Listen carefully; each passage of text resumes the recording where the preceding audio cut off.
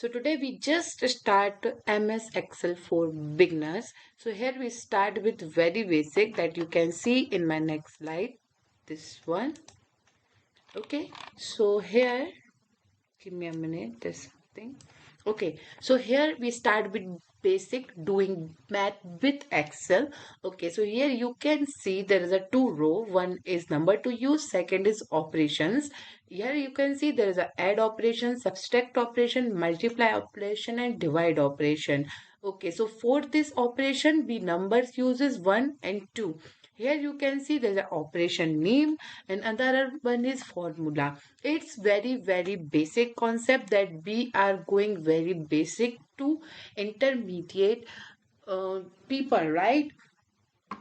So start with addition. Here you can see this formula start with equals to C3 plus C4. So here you can see there are formula equals to C3 plus C4. Why C3? Because it's a column C and row number is 3 and then plus C4 and B C plus C3 plus C4 and it's going to 3.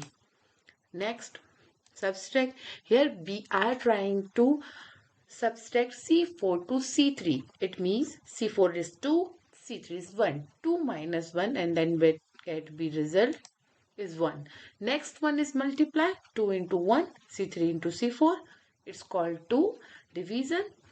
Next one is C3 divided by 2 means 1 by 2 is 0.5 and then power is called C3 power C2 is 1. So this is a basic. If we apply this formula for multiple rows, it's will very supportive to us to multiply many things. Okay. Next step is introduction to functions. Okay. So there is a sum. Can see if you want to sum apple 50, orange 20, banana 60, lemons 40 and sum is 170. Or what is a here it's also come from a formula that call equals to sum D3 to D6 that we already learned that D3, C3, E3, 5, 3, whatever, it's come with column and row number. So here the formula is already applied that sum is G3 to G6 is 140. So here you can see if we have multiple rows starting from 1 to 100 and we want to add not a many time but with just one single formula, so you can see there are sum is 140. Same with bread, same with this table as well.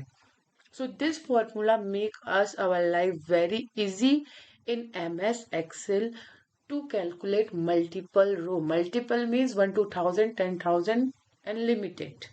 Okay. Thank you so much for this section. Next we will learn average and mean and mix function in MS Excel.